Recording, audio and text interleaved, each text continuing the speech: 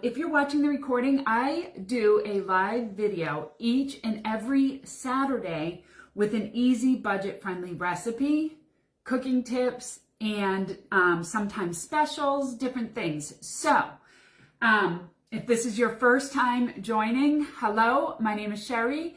I help overworked women answer what's for dinner. That is my passion. I do help anyone answer what's for dinner. I want to be really clear about that. But it's my passion to help overworked women because that was always me. This really easy shrimp scampi. You guys, this is one of my favorite recipes. Now, you can substitute shrimp for chicken if you don't like shrimp. You can do pork. I mean, there's some different things you can do here.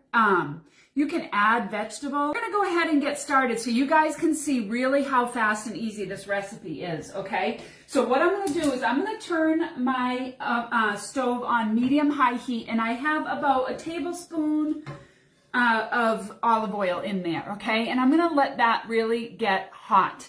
Now, I'm using my stainless nonstick skillet. So there's this little grate on here, and I don't know if you guys can see it okay, but it's like a hexagon grate in here. And that stainless steel gives us a really nice pan sear. So you can get a real nice crisp edge on things. When you use non-stick, it's a little harder, like straight non-stick, a little harder to get the crisp that you want if you want a pan sear, okay? I am going to talk a little bit about pan searing today because it is a cooking technique that helps your food taste amazing, okay? So we'll talk about that as we go. So while our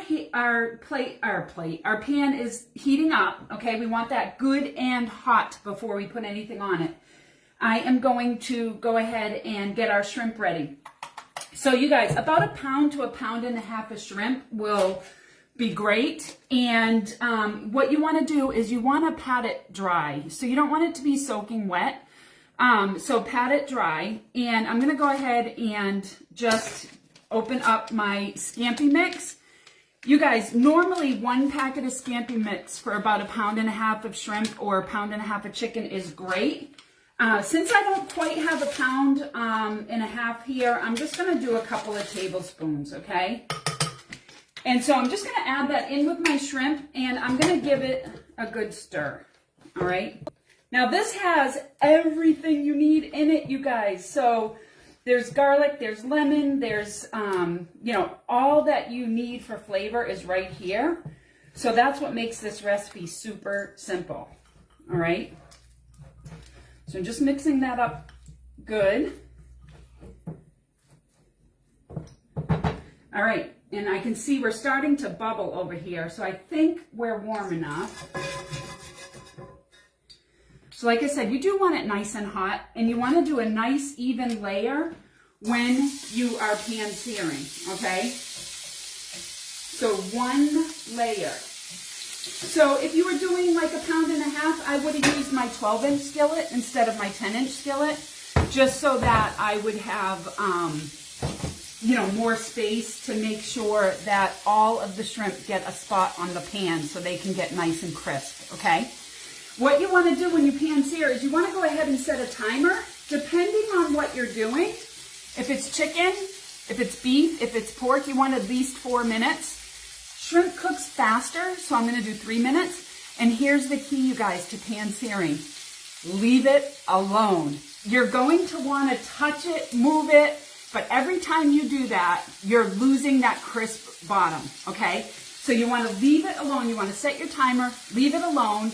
Let that go for 3 minutes, and then I'm going to give it a quick flip, and I'll tell you what we're going to do from there, okay? So now I'm going to get our onions ready. So I'm going to use the twist and chop. So if you guys haven't seen this yet, this was a new fall product that just came out.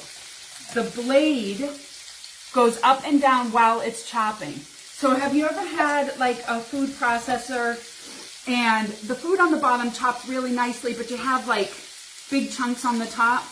This really helps with that. So I love this design. It's awesome. So I'm going to do 1/2 onion. And we're just going to go ahead and put our top on. And you'll see that it lights up. This The setting on the left will keep it going continuously. That's great when you want to make like hummus or things that are like a paste or sauce or something like that. It chops really, really quick and really, really fine, okay? So for just chopping, I use the pulse setting on the right-hand side, and you're just gonna pulse it a couple of times.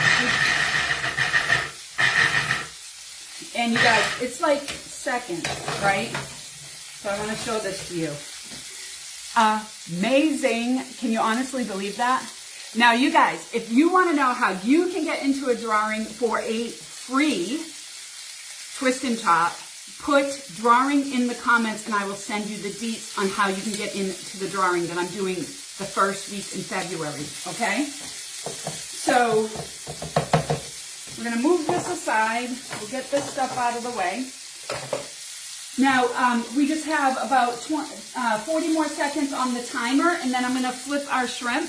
And you guys, I am going to share with you why when you don't touch the food on the bottom of the pan, why it's so awesome for flavor, okay? You create something, it's called fond.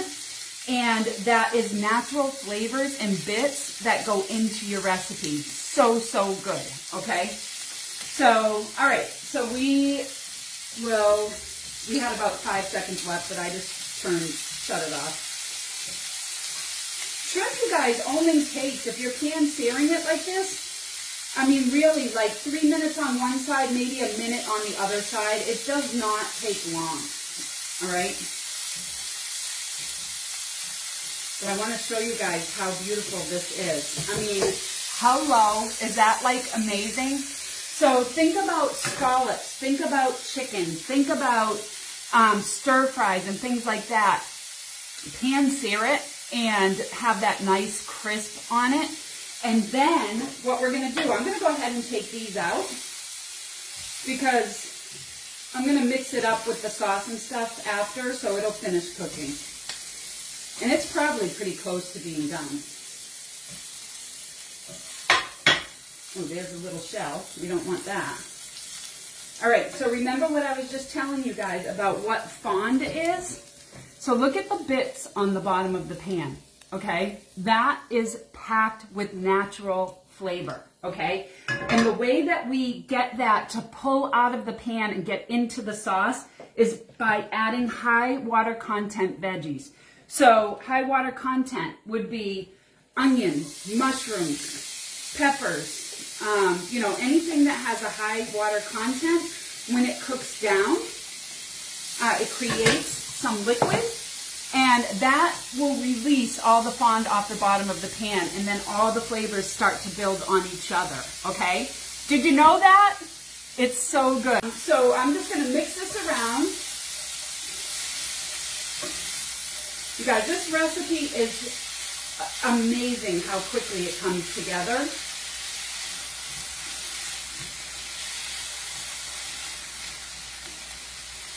So I just want to show you guys, do you see the bottom of my pan? Like all that fond is now in my onion.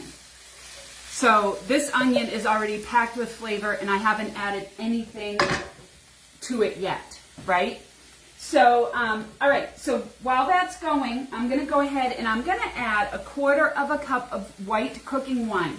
Now, if you don't do cooking wine, you can do broth, okay? This is so easy to do. And you just want to cook this for about 2 to 3 minutes to cook that wine down a little bit. And while that's cooking down for a minute, I'm going to show you guys my spaghetti squash. So, has anybody here ever cooked with spaghetti squash? I had never cooked with spaghetti squash before about 3 or 4 years ago when I went to Scottsdale, Arizona, and I had a spaghetti squash lasagna that I could not stop talking about for weeks, okay? So now spaghetti squash is what I do with everything, okay? Instead of regular pasta, of course you can do regular pasta, you guys. You can do angel hair, you can do linguine, whatever you like. But to me, this cuts out all the carbs, right? So many of the carbs. And it tastes so good. And what you do is ahead of time, you just cut your spaghetti squash in half, like I did, you'll see. And I do a little olive oil, sea salt, and pepper on your spaghetti squash, okay? And then you want to face it down on your baking pan, and you want to cook it at about 375 for about an hour. You really want this good and soft, roasted really, really nicely. And then, you guys, I mean, it's like you're eating spaghetti, but it's squash. Love it. Okay, so now that's cooked down enough, so I'm going to add 4 tablespoons of butter to this. Go ahead and add my shrimp back.